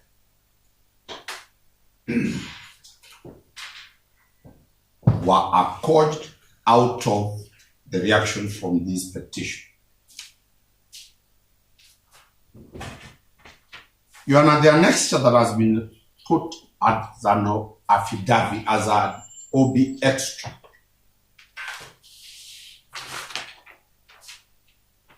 fails the test of what is required in taking down an OB. The dates, the content of the dates when the threat was done is missing.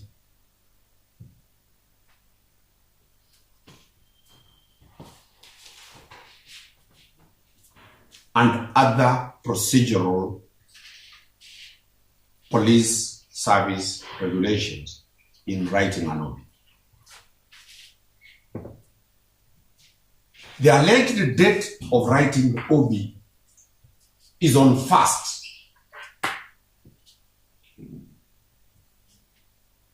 of October 2025.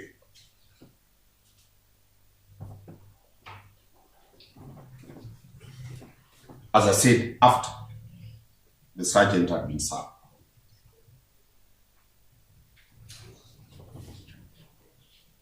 The threat that is alleged to have been made was never made by this accused person. The threat was made while the accused was in police custody.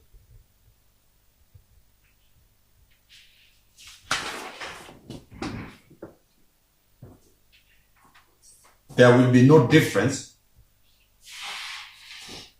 if it is indicated that he can control people while in police custody.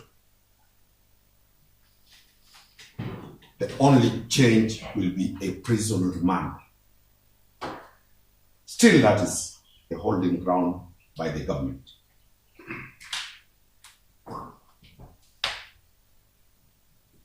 You know, we urge the court to ignore this afterthought application to oppose bail because it is just brought because the investigating officer has now been removed from the role of an investigating officer to the dock.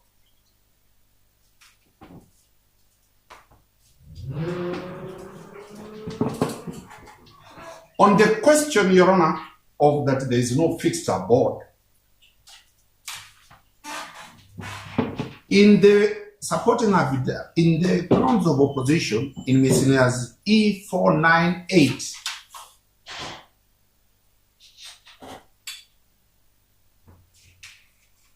paragraph 4, the grounds of opposition says that it is believed that the respondent is the tenant of several rented houses within the estate. And paragraph 5 says the officers gained access to several houses of Great Wall Gardens. The question before the court, the officers entered several houses. Was he asked his place of residence? Or were those offices that were invaded? There is no evidence that the witness was asked, where is your residence?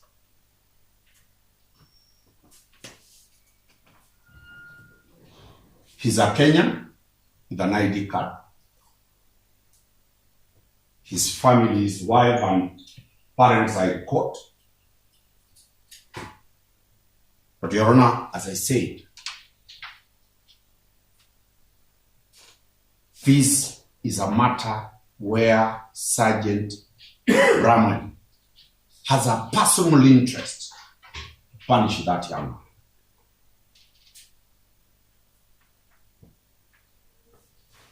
And that personal interest is being clothed as a public interest matter.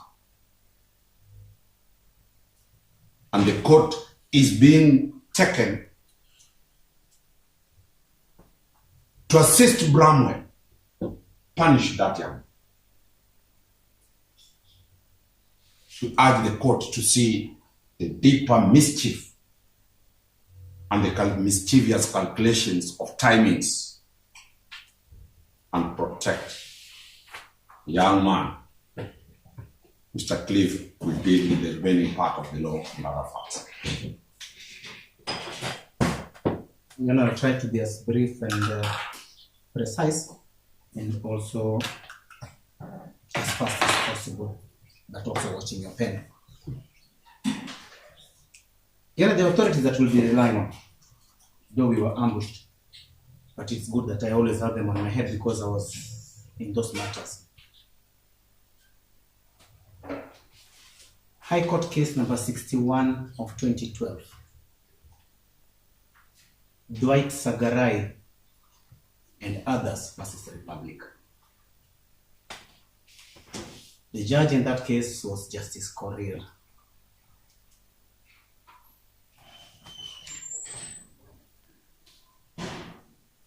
High Court case number 48 of 2016. Richard David Alden versus Republic. Justice Lesit handled that matter.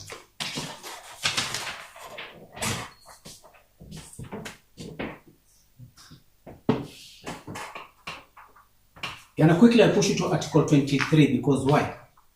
The state is now wanting to object to bail for the accused person. And once the accused person realizes that the state is going towards that direction, this is the act that will allow you to now give him that relief.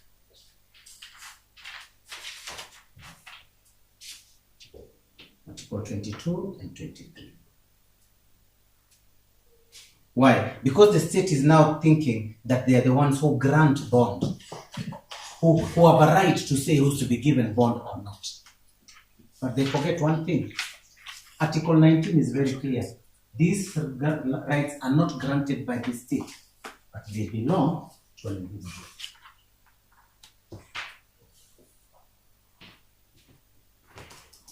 If then the state does not want us to get bond, and we are coming to you under Article 22 and 23, what does Article 20 say? You know, it's clear that when the court is bound by this article and the judicial system as well, the justice system, plus the prosecution and the police, the court must interpret those rights by wanting to favor the person asking for them. And this time, the person asking for them is your favorite child, and that is the accused person. He becomes the favorite child of this court. Why is it that we are having a problem with this affidavit? You want to look at the affidavit itself and look at the annex of the OB extract. It doesn't have an OB number. It doesn't have the person who is investigating the case. It doesn't show anything else. It is redacted. It does not show the number of the person who allegedly made that call. It does not show. But the accused person is supposed to defend himself on numbers that he does not know, on people who are threatened he does not know. He's supposed to defend himself on that. How, Your Honor? How does he do that? And then you are being told, Your Honor, that please deny him bail because of that affidavit. Look at that annexure of the OB extract. It is not certified. It is not certified. So the only assumption we can say is that that extract is non-existent. It is not certified. It's non-existent. Otherwise, those details will be there, and it will be certified by the OCS of Ongata Rongai Police Station. But it is missing. Why? We can only leave you to speculate in relation to what we have said about the officer. We can only leave you to speculate. If it was going to be a compelling reason, that should have been a fact. That should have been brought before you. It is not there. It is not a fact. So they want you to assume and deny this person bond because somebody made a threat. He should carry his cross. He should carry the cross of a person who has made a threat, who we do not know exists, who we do not have his phone number, who we do not know. But you are being made to believe that he is an associate. You're not being shown how, when were they associates, where and why. Facts.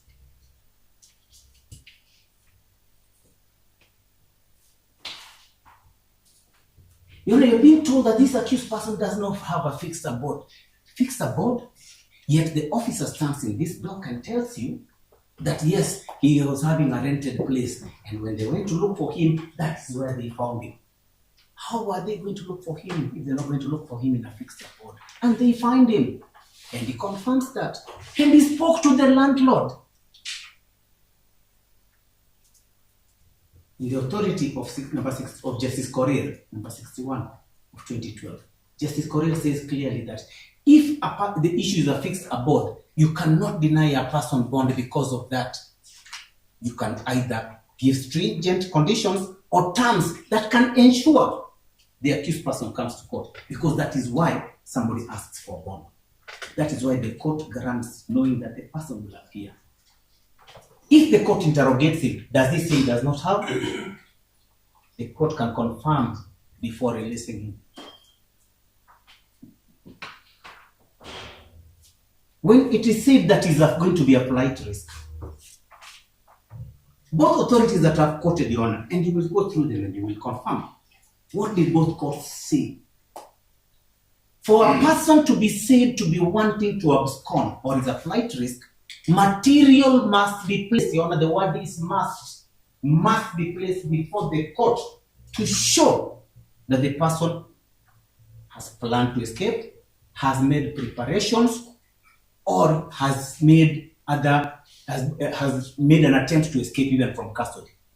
When cross-examining the witness, what did he say? None of those things has happened. So that is the kind of person you have before you, Your Honor. You cannot deny him bond because of those allegations, which the investigating officer by himself has said so.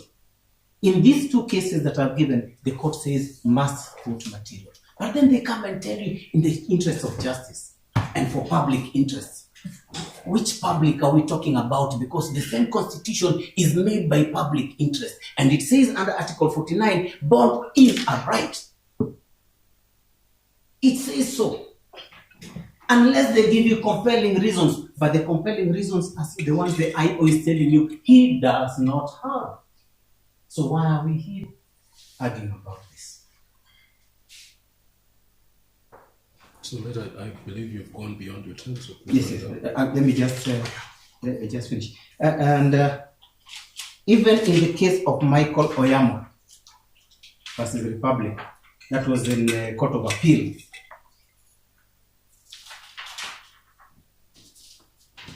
The Court of Appeal has addressed those issues of public interest. You must be able to prove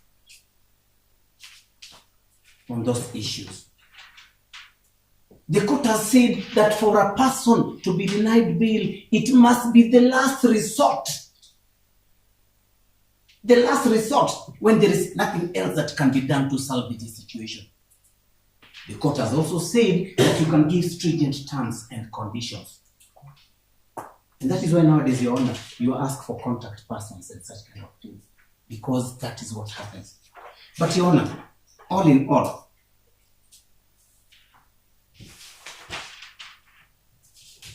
when you're being told that the victims are going to be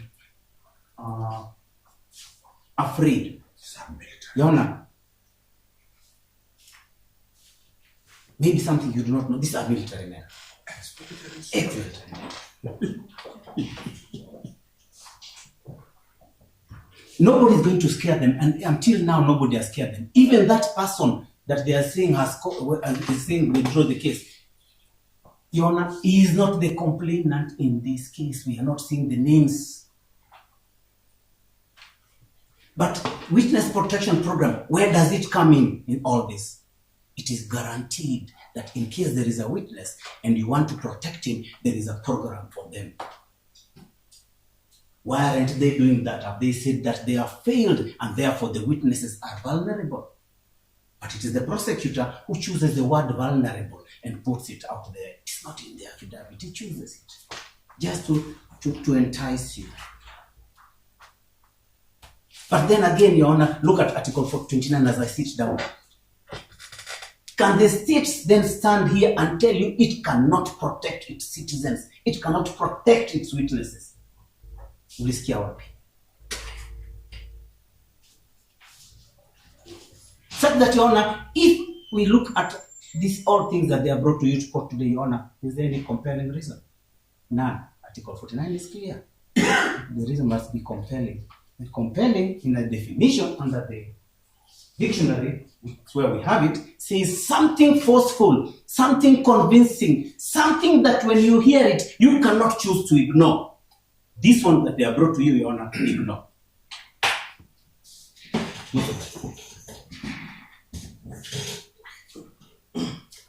I believe we have a take at the budgets.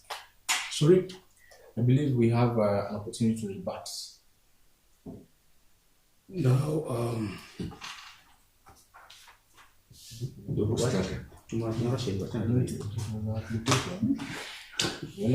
The application was ours.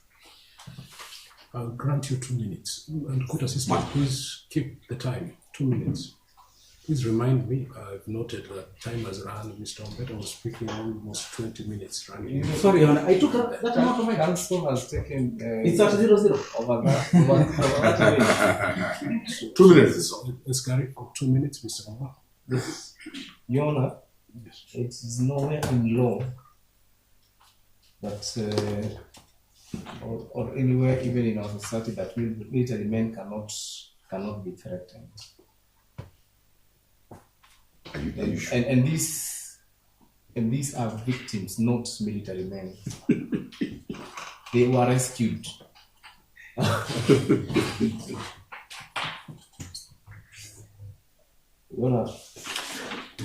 There's a contradiction that the counsel for the accused persons have brought out. Mr. Murray indicated that some of the houses that were invaded were offices. And also, the other counsel has indicated that those are actually places of fixed abode. That's where he lives. And he has invited this court to confirm. Let me be clear. That issue. Mine was very clear. That house. Just allow him to conclude. Yes. And anyway, the issue is that he invited this court to confirm. We are also inviting court to confirm by way of a pre-bail report on those issues of the social ties, because he also indicated that the wife and the family are here. Those issues can only be, if the court is to rely on those, can only be brought out through a pre-bail report for us also to confirm whether they were houses or offices.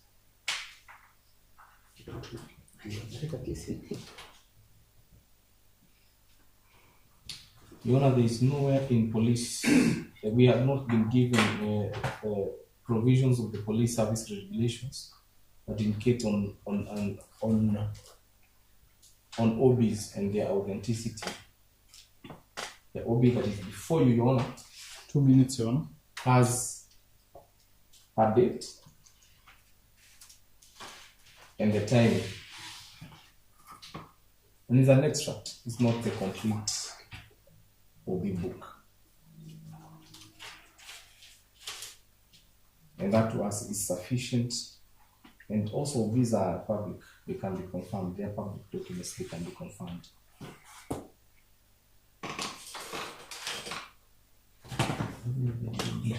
Thank you, Mr. Kamau. Yes, sir.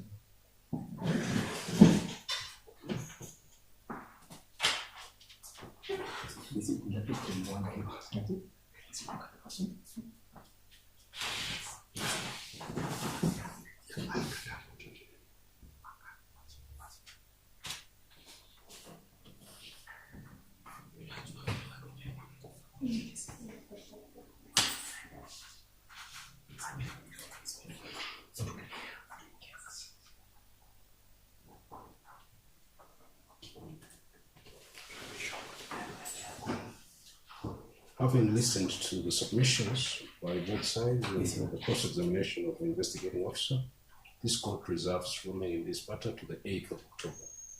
Court will revert on the 8th of October to render a ruling on the issue of bail and bond.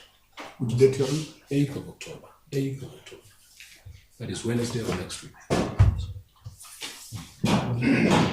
Yes. You know, could he be detained at the police station?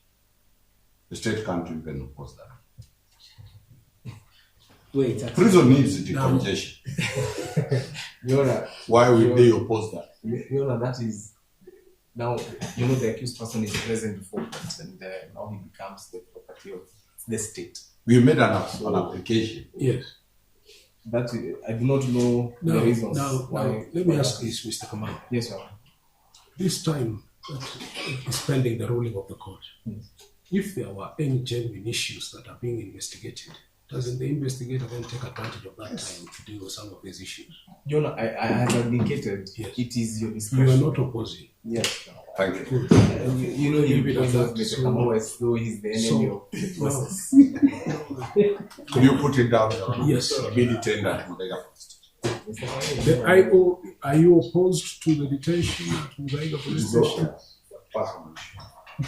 Your Honor, we will find much trouble with the OCS. Yes. For congestion and maybe. So where because this is time that you could use to conduct your investigations, and if he is in prison, then you cannot do that. On his part, yes, I'm through with the investigation, but there are other investigations I'm conducting. But in his person, I've completed the investigations.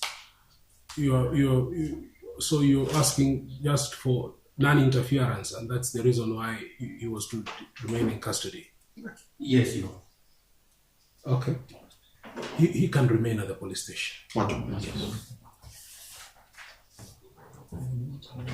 So he will remain at the police station where he is currently being held until we come back on Wednesday for ruling.